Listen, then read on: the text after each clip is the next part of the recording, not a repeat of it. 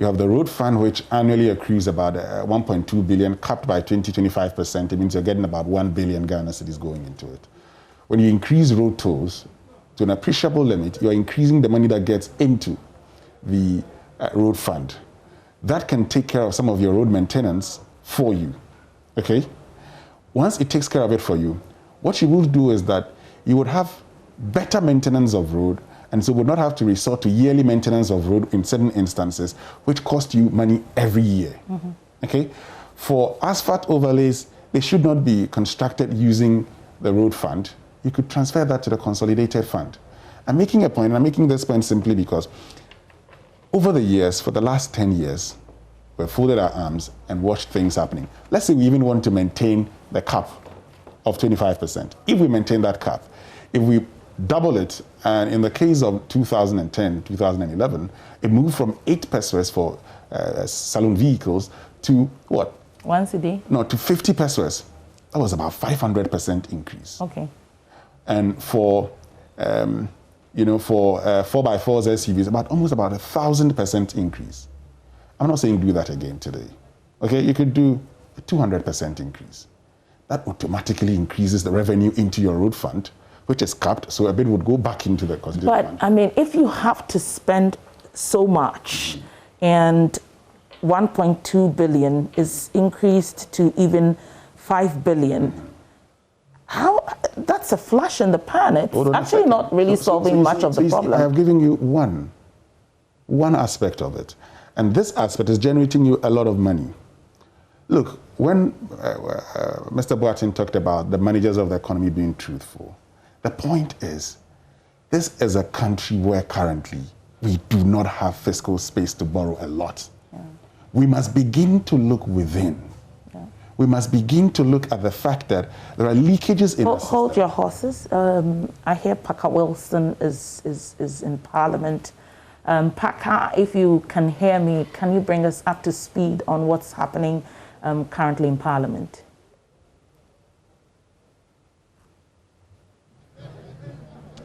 Right, so members of Parliament are trooping in one by one. In what I see, a number of the majority MPs here, most of them are wearing white. I have had the opportunity to speak to some of them to understand why they have decided to put on a white attire. The explanation I received from them is that they are going to present a budget of hope, a budget that is going to revive the Ghanaian economy, a budget that is going to ease the burden. Okay, so you're still making your point about road tolls, Wilson? Yes, I was making that point. And I am saying that, look, we have reached a point where we must be truthful to ourselves. We must appreciate the fact that a lot of the ambitious things we talk about, the money to fund them are not there. No. And so we should be thinking of funding these. And there are innovative ways of doing things. Look, Mr. Boateng here would confirm this. The Chinese have what they call tax sharing system, where provinces would generate the taxes, will collect the taxes. That's a decentralized system. Will collect the taxes, keep a percentage, and give a percentage to central government, and that would be used to support other areas that are not able to generate enough. Okay? In our part of the system, we actually would have central government collecting a lot of the taxes, and taxes, like we say in the local government discussions, taxes that central government doesn't really like, or they think it's too difficult to collect, they leave it to the district assemblies. And the district assemblies would also sit back and think that, okay, because central government is going to send them common fund, they might as well go to sleep and eventually would benefit from the district development fund. So they wait and then get all of these. The time to act is now. And look, when you abolish... Parker is back. Okay. Hello, Parker. Yeah, can you hear me now? Yes, I can. And you were talking about how the parliamentarians are clad in white. I can tell that you are also in white.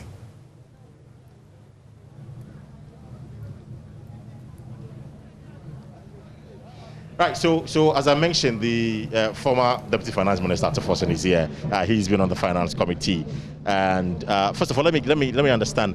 Last night you were told that they had constituted the new Senate committees Are you still I'm the ranking member. Still the ranking member. Yeah. That's correct. Congratulations. Now, first of all, what are you expecting from today's budget? Parker,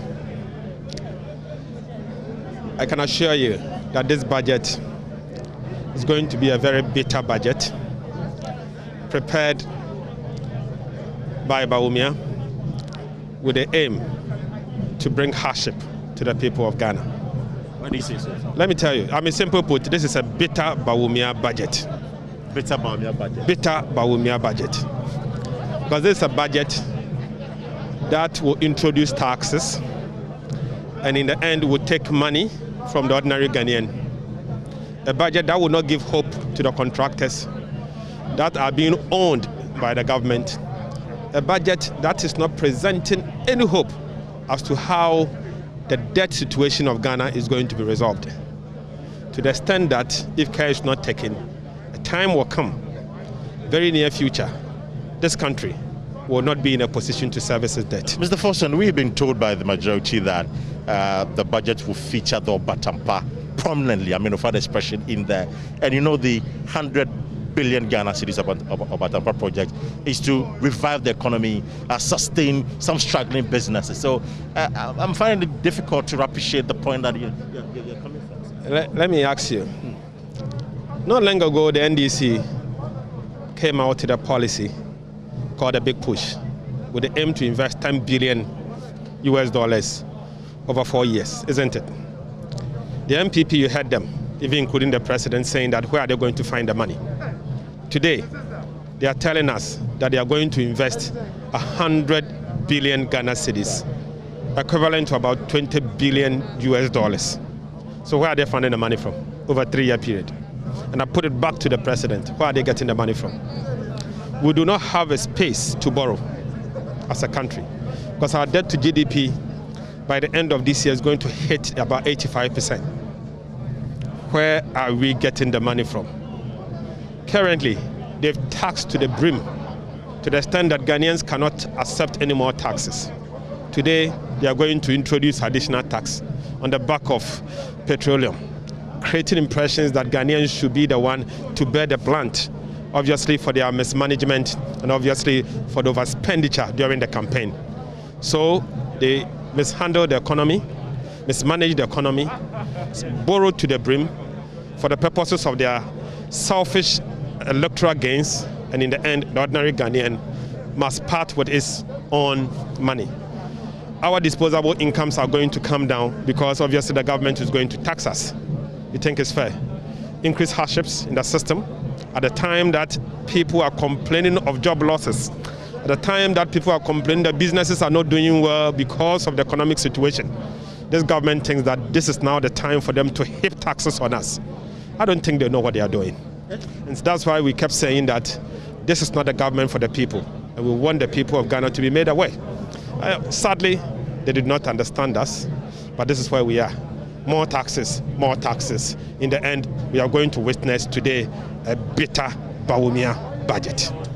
Thank you very much. Dr. Forson is the former Deputy Finance Minister, and he's described, I mean, of course, he's saying that the budget that will be presented by the majority leader will be bitter Bawumia budget, a budget which are presented by the Vice President, Dr. Mohamed Bawumia, and it will be bitter.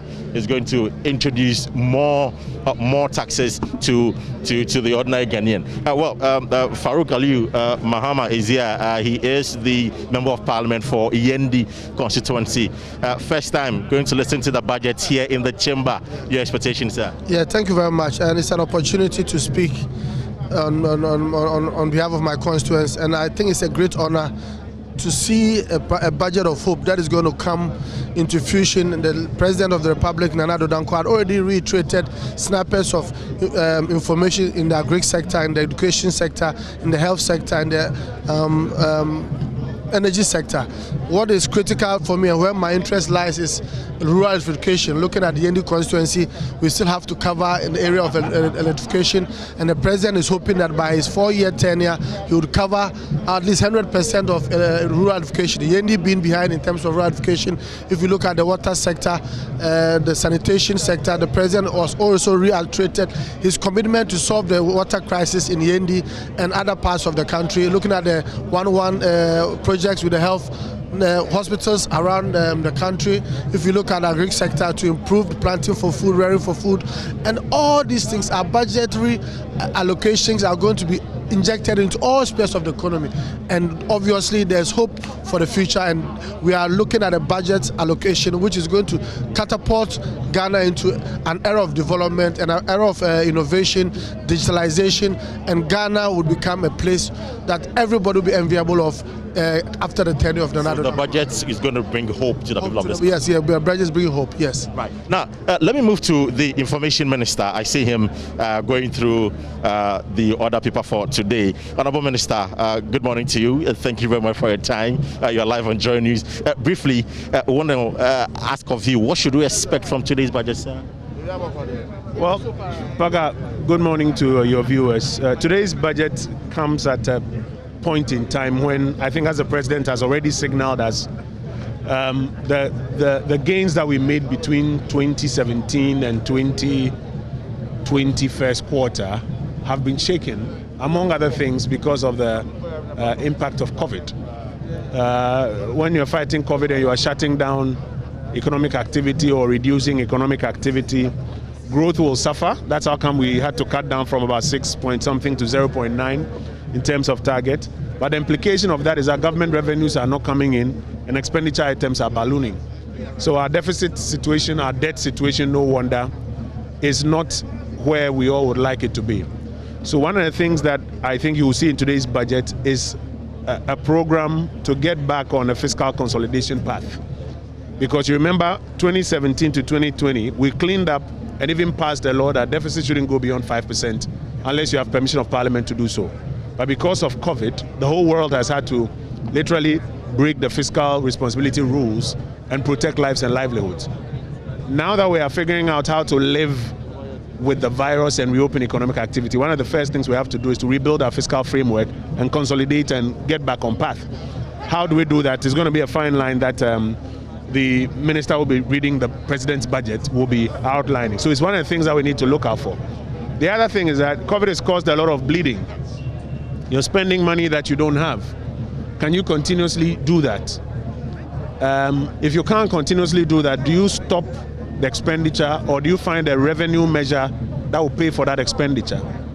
So that becomes another matter that we have to look at. Additionally, there have been sectors of the economy that have been very, very badly hit by COVID. Arts, entertainment, media, hospitality. What can you do for these sectors? I know that the minister, on the president's instructions, will be announcing some interventions that government is rolling out to some of these sectors that were hit badly by COVID. So it's a mix of measures that are essentially aimed at getting us back on the fiscal consolidation path, providing relief to some sectors of the economy that were badly hit, and more importantly, finding resources to spend on the productive sectors so that growth, jobs, incomes, the aspirations of the Ghanaian people can be found when you spend money in those areas. And you talk about finding resources. Are you looking at domestic? Because I've heard you talk about revenue mobilization. How are you going to do that? We're going to have to look at some domestic resource mobilization options. You know that debt burden is somewhere around the 70s. I'm sure the final figure will be given to us. You can't borrow your way out of your problems. You need to get to a certain point where you get more efficiency in some of the existing revenue handles and perhaps explore creative ones that don't burden the people but can enable you get some more, so that you can solve the challenges, take advantage of the opportunities without necessarily resorting to unbridled borrowing. And I'm sure it's somewhere in the middle that you see the president's budget respond to that fine line. So there'll be some taxes imposed on the Ghanaian. As I've mentioned over and over again, there will be some interesting revenue measures. some of which, I mean, you can ask me 10 times, you won't get a different answer from me, Parker.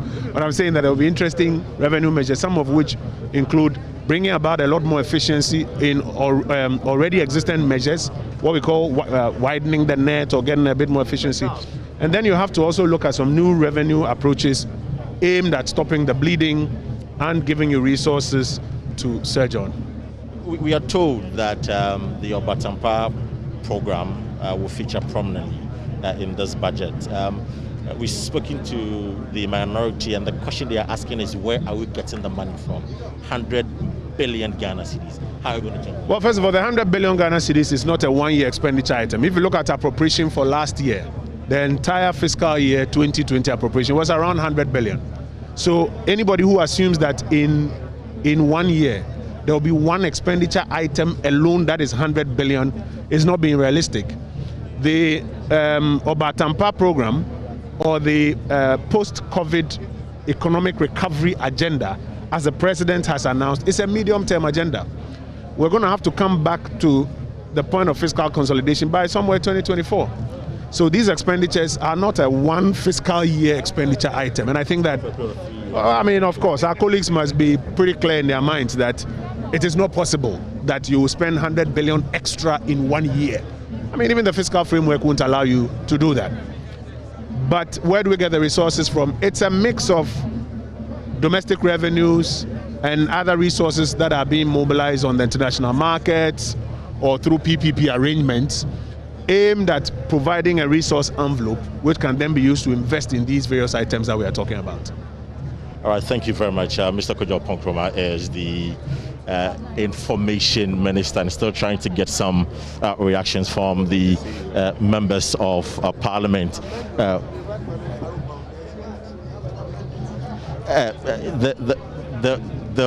want to make a point? Okay, I get you on that. Mr. Alfred Obeng is here.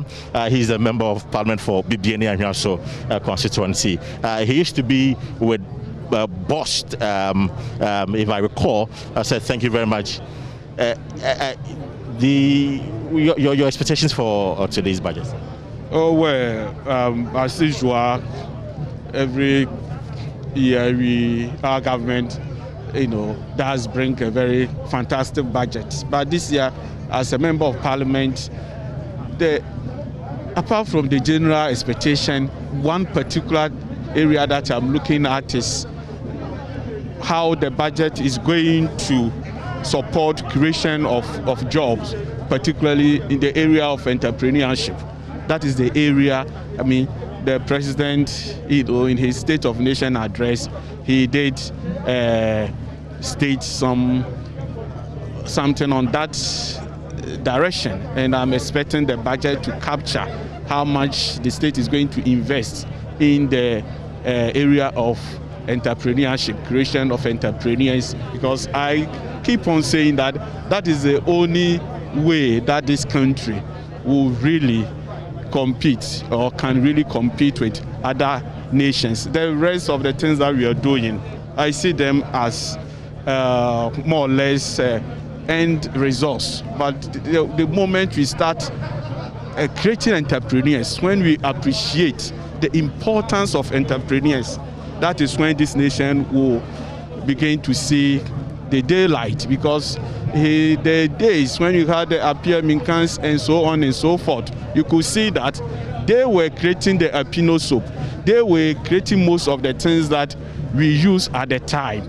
But today, most of the things that we use are being created by foreigners. And at the end of the day, even though some of them come and invest here, but at the end of the day, they take their money away. And that also affects our CD annually. So if we create the entrepreneurs here in the area of mining, in the area of road construction, in the area of agriculture, in all aspects of our lives, you see that this nation will retain all the profit that they will get and use to develop the nation for us to compete with the United States and the United Kingdom and so on and so forth. So I'm expecting to see that the budget, the allocation for the various ministries in charge of creation of entrepreneurship. Now we already have NYEP, a similar projects like that, which have invested a lot in that area in the past? Yes, of course. It takes time, and then we also need modification. Now some of us are also in parliament, so we are also going to add our voice. If in the past, what we have been doing in the past is not yielding results, or is yielding a results that is not desirable, then there is the need for us to change how it is done, so that you can get different results. Otherwise, when you keep on doing the same things, you expect the same results. Oh, sure. Thank you very much, Honourable Member of Parliament for Bibiani Ahmiaso Bekwai. Let me speak to Honourable Abena Osei-Asari. He's yet to be appointed to his former ministry, that is the Finance Ministry. Honourable, let me find out, please, are you still going back to the Finance Ministry?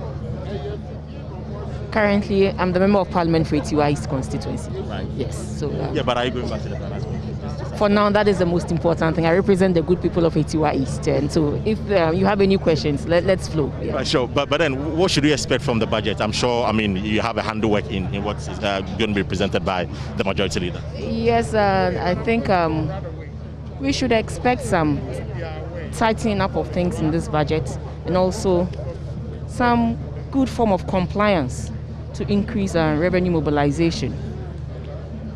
And you should also expect an account of what we used all the monies that we came to Parliament for, to seek permission to use some monies for COVID expenditure. You should also expect some accountability on that one as well. And then moving forward, what this government is going to do to, one, bring the economy back to the levels before COVID-19, and also to set in motion the kind of transformation that we want to see in Ghana through the Ghana Cares program. Yes. But how today's budget impact on the life of the ordinary Ghanaian, my brothers and sisters that Choko, those in the northern region? How's it going to impact? Yes. The COVID-19 pandemic hasn't eased off yet. So the main focus of this budget will also be to protect lives and livelihoods.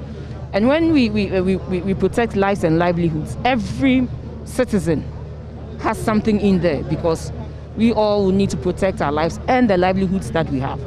Government is looking forward to creating more jobs through several programs. One is the Ghana Cares program, where government wants to entice the youth to go into commercial farming with some assistance from government. Government is also going to use digitization to improve, the way we do business and bring about efficiency and to cut down costs. So, and all these things, we have our youth, irrespective of where you come from. These days, a lot of people do ICT, they are into so many things that we believe that if government should bring all these things together, government can help the youth also and sustain jobs. And again, there's 17 policy initiatives that government instituted from 2017 to 2020. Despite the tight fiscal space, government is not going to cut down on those things. So, like the NAPCO, afforestation, and nursing and training, nurses and teachers training allowances, and all those things. These are huge expenditure, but government is not going to cut on those things. Government is going to continue to see to it that we enroll. We move on with the NAPCO, we move on with the afforestation, where we have about 35 to 50,000 youth being employed. We are going to recruit more NAPCO personnel. Yeah. I get this. Pardon?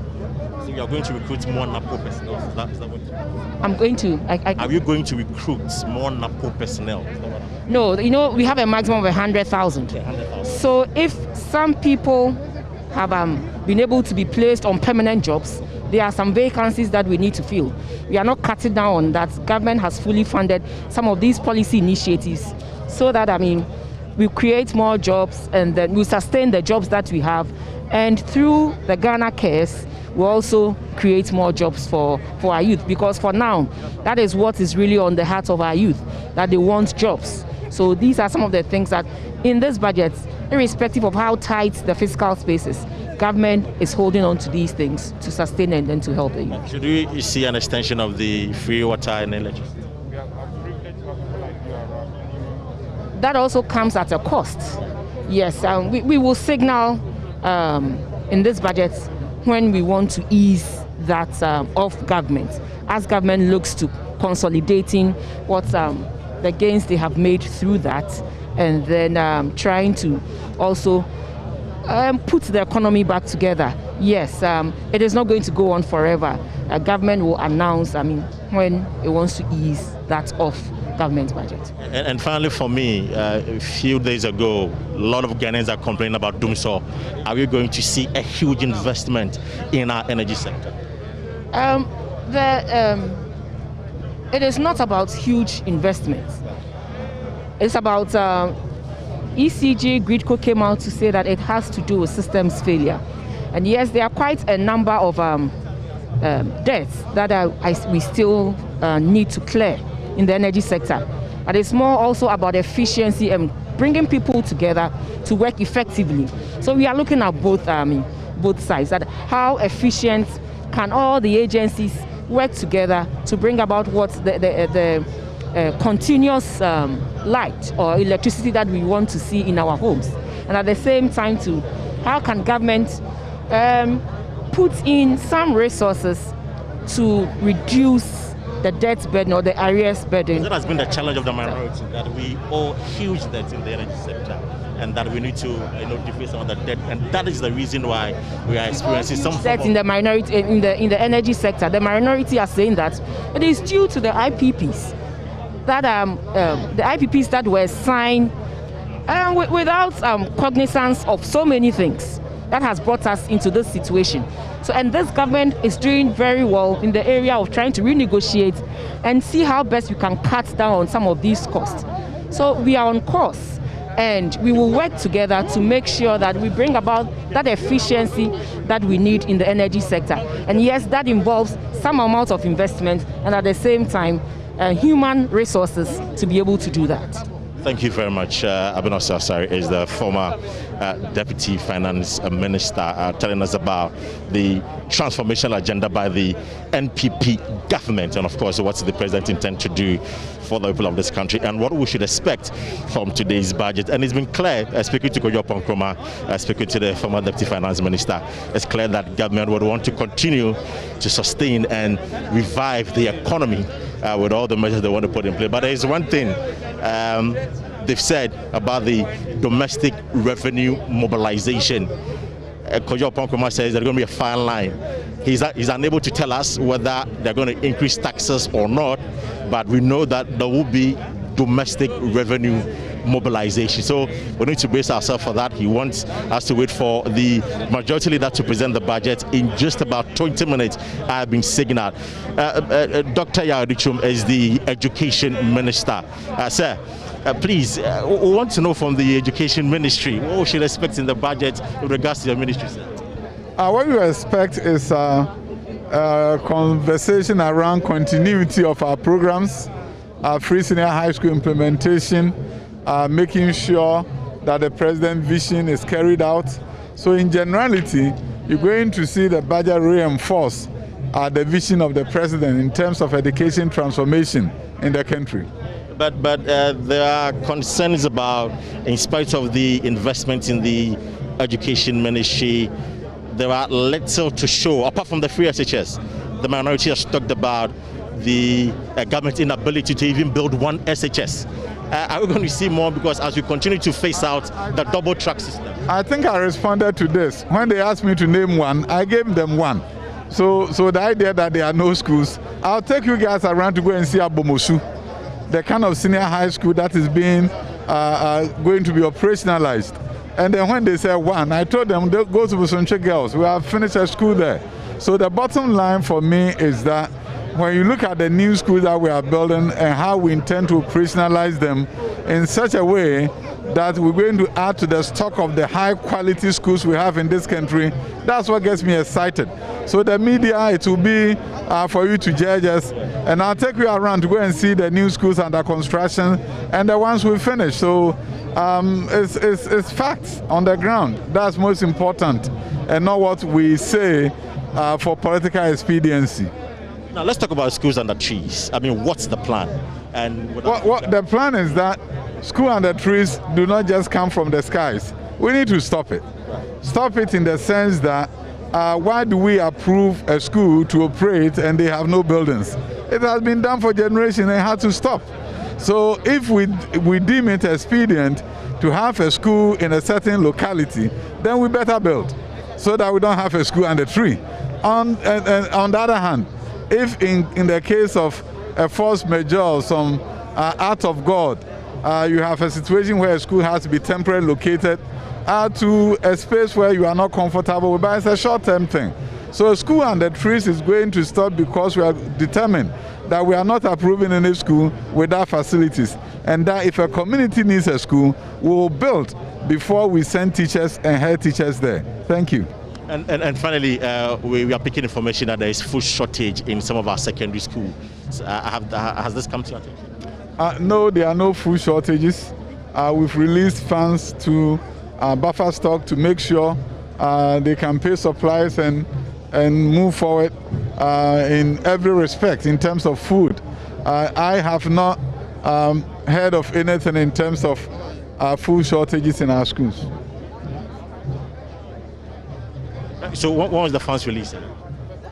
When? You said that you've released funds. Yeah, I authorized the release of funds yesterday to buffer stock, and buffer stock will do the announcement. They will invite you to come and cover it. So when would that announcement be? Buffer stock next week. Next week. Yeah.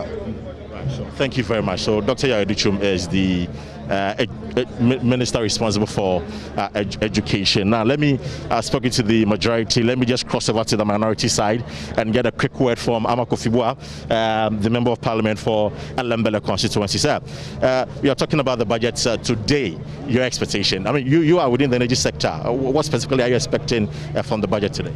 Well, we already know that we have had a lot of challenges with COVID, but we've addressed that by borrowing money from the World Bank. We've also gone for all our reserves in the oil sector, 2 billion or so and so we've spent a lot of money. I'm just hoping, and we already know that the private sector businesses are already on their knees, struggling. My hope is that this budget will really come up with stimulus packages and other strategies that will allow businesses to breathe easy and to have the space to be able to really start creating jobs for the very huge unemployed graduates out there. That's what this government must do. We must, in this COVID period, think about what we do to create a space for the private sector to begin creating jobs. We already, in the last 2 weeks, have heard Guta crying of additional taxes at the port, for example. What is the response of government? I'm just hoping that there will not be additional taxes that will be additional burden on the already struggling businesses. And we must be very mindful of that. That's all I'm gauging today. The private sector must have a breathing room to operate. They are already down, some have collapsed. What are we doing to really get them back? This budget must address these challenges and allow industry, small businesses to begin the recovery again. Right, thank you very much, Honorable Amakofibua. There for you. His focus is on struggling businesses. What we are doing, measures being put in place to cushion them. And the majority, you heard from Kojo Pankroma and the former Deputy Minister responsible for Finance, that government is going to continue with the transformational agenda. And again, very important, raise some resources. We can't borrow our way through. That is what Kojo Pankroma said. So these are some of the reactions or expectations from members of parliament, both from the majority and also the minority. Well, thank you very much, Parker, for bringing us up to speed from Parliament. I gleaned on a couple of things that I'll quickly run through, and then we take a break and we'll be surely back. Oponkroma spoke about issues relating to efficiency, finding creative ways to tax. Definitely there'll be new taxes, looking at domestic sources, PPP. The former Deputy Finance Minister also spoke about issues relating to compliance, tightening up. So we should be ready to tighten our belts further.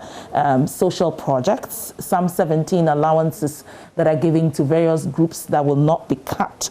And then also the minority have also been speaking about a possible 85% debt to GDP figures by close of year, and are also not too sure whether we'll be able to go into the 100 billion CARES program.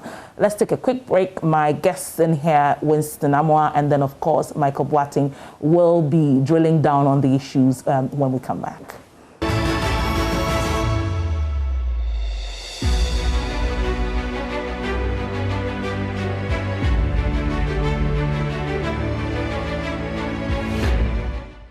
You're welcome back, Winston and Michael.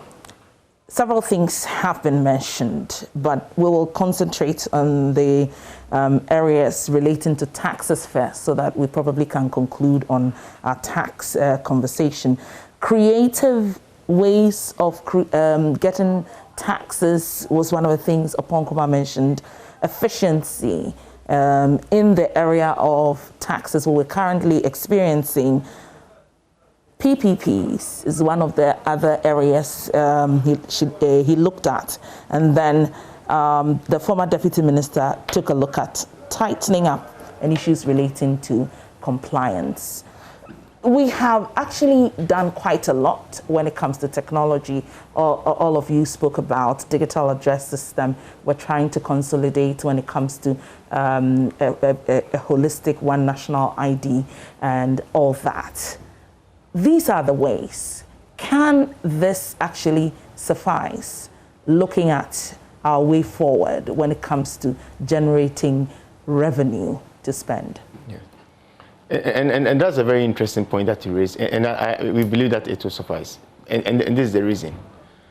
If you look at what the countries that we compare ourselves to, those who have some of the advanced tax administration, one of the reasons why people are unable to evade paying the tax is because the information is out there and they are being tracked.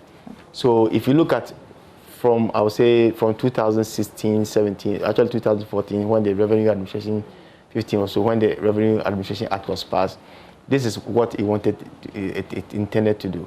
Now, when we have information, very solid information on bank accounts, which are all linked to a single or unique number. Properties being linked to a unique number. Cars being linked to a unique number. And then their income taxes and other things being linked to a unique number. And then we have invested, and I think that's the most important thing, invested in terms of infrastructure, be it computers, be it whatever it is, infrastructure to equip the unit, or more or less the body that is supposed to actually administer taxation. That gives them that comfort. And I was giving you the example from my personal experience. 15 years ago, 13 years ago, to sit in the comfort of your office, home, and then to be able to have access to all this data, that means that somebody has invested a lot. Yes. In terms of making sure that you have the laptops, the printers, reliable internet, and all those things. That comes with a lot of money. So the question is that, do we have the appetite to do that? Because as we have all this discussion about efficiency of taxation, digitization, making sure that we are equipping all the right bodies and all those things, it doesn't come cheap. It comes with money. So now the question is, if in this year you are going to invest this much money in these sectors of the economy to enhance your monitoring process or maybe administration, and then that will raise more or less the deficit, the budget, deficit. Then if you don't explain that I'm doing this because if I invest here, this is the end result, definitely people are just going to look at the front end of the question and say, well, you spend this money, but what's the point? So for you, communication has always been like the big challenge when it comes to virtually all governments. I wouldn't want to use the word all government, but I think we as a country. And one of the things which I raise the issue about when they talk about free education. If you look at it very well, I can tell you that where we are as a country, if in 10 years' time, almost everybody has that level of education, at the minimum, which some call a high school education or whatever it is, I can tell you that we become a better income earners. Look, if someone that hasn't gone to school, someone hasn't been to classroom before, and the person is a sweeper in the street, and you compare that person to somebody who has a high school degree and qualification, I can tell you that all things being equal, this person will become a more efficient person in terms of delivery of their work and even income earning. Even you look at let's say carpentry. If someone is a graduate and the person is a carpenter, and someone hasn't been to school, all things being equal is also a carpenter, I can tell you that the graduate will be able to appreciate even e-commerce and other things better than somebody who who is not at the same level in terms of. We'll come back to the free SHS conversation. Winston, you were more interested in the 17 allowances and the fact that nurses should not still be getting I do not the money. I did the math. You said if we had 65,000. 68,000 of them. Okay, well, so I did 64, and even that was like a whopping 390 million Ghana cedis. That's by 400 cedis by 12. You make it 12. You get that. But you see, so I think that yes, if there's one thing that government can take advantage of, and Kojo Apon-Nkrumah makes it very categorical, it says domestic revenue mobilization options. You're looking at creatively generating revenue. Part of the creative measures we had seen in the past, for instance, was the VAT, GHIL, Get Fund decoupling, if I could call it that way. Yeah. You ask yourself today, what has been the additional income that has come in following the decision that we made? We saw what happened with the luxury vehicle tax, for instance. Yeah. We had to backtrack, also because we didn't get the anticipated revenue that we thought we were going to get. That's true. So if we're thinking of creatively mobilizing revenue domestically, it is the right thing to do, because we cannot continue to borrow. But you ask yourself also, even as we creatively do these things, what is the timelines that we are giving to ourselves? Look, from the 1st of April, we say the tax, national ID card becomes your tax identification number. Yes, but it would not yield results immediately. Mm-hmm. It would take time to yield results. While it takes time to yield results, can we continue the way we are going? And for me, that's the most important thing. Look, COVID-19 teaches all of us a lot of things. And all over the world, people have taken advantage of COVID-19 to do so many things. Yes, we believe that it is true that sometimes when an economy is going into recession, it's going down, government being the largest spender, tries as much as possible to stimulate growth by injecting revenue or monies into the market.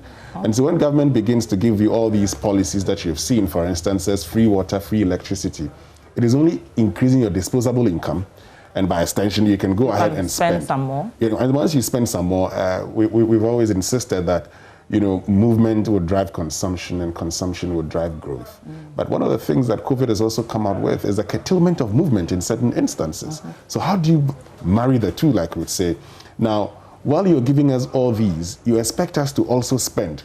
Unfortunately, the areas that we normally would have spent in, and if you looked at it, look, a lot of the growth in our service sector was also dependent on entertainment and lifestyle growth. Now, what has happened to that particular sector? So the pubs are closed, the beaches are closed. So a lot of these expenditure that you expect, as I move, and I am sitting here, I am scared to move. If I come to work and I close, I am thinking of going home. Okay, let me just put that aside. I'll come back to it because it's a very important conversation we must have. And so what that would then tell you is that government would have to also look at creative ways of stimulating growth. Creative ways of stimulating growth. We have our natural endowments. They are there. How do we creatively use these to stimulate growth? Are you saying that 1.2 billion cap bars, 2 billion guarantee scheme to borrow at low rates, 3 billion from commercial banks, credit to revitalize industry, 1.3 billion electricity support service that was given to us, 1.8 3 billion for food did not stimulate enough, or it's too short a time to really take a look at the gains? It has stimulated our growth to the level that we anticipated 0.9% growth. We're talking about more than 2% growth in 2020. That has done that for us. But you see, you ask yourself, the growth must be sustainable. How do you achieve that? It is the reason we say, don't consistently look at the quantity of people you assist, but look at the people that you assist, how they can also, on their own, replicate themselves. Replicate it. One of the things we are very good at doing as a people, and you've seen it in the Planting for Food and Jobs when we have said we're giving seedlings to 750,000 people. When we could have given seedlings to persons who are already in the sector, who understand it, and so when they take this based on their experiences of the past, they can better manage it. And probably employ the numbers. The numbers that you're talking about. Yeah. We have seen, for instance, giving monies to people, when it got to the cocoa mass spraying exercise and assistance. They have come. Let me just make this point quickly. Some persons collected these monies and used it for other reasons, including marriage. What we could have done with the CAP bus, for instance, is to take advantage and formalize our economy. Everybody who was going to become a beneficiary of that should be registered and duly known to the, they are actually registered. Hold on. About 800,000 of them have currently been registered. Yes. Register them with the Registrar General's department. Yes, with the Registrar General. Bookkeeping methods, and so ensure that all the monies that they take from you, consistently, you check them to see what is happening to these funds. When we come back, we will definitely speak about the CAP bus, because how it was even distributed. If somebody came to ask for 30,000 and you give them 3,000, and that could pay for just half of their electricity for a month, is that really real stimulation? People are going to make losses, exactly. And when they make losses, they are unable to pay you the funds that you've given them. That's right. So the stimulation of growth that you wanted to do, and that's why sometimes, it is very, very important to consider the assistance you give. Many of these things over time, you would come to realize, haven't done anything to the economy. Yeah, I agree with you totally. I mean, if that 1.2 billion had been given to less people and then more efficiency, then would have benefited some more. We're off to Parliament, where proceedings have started, and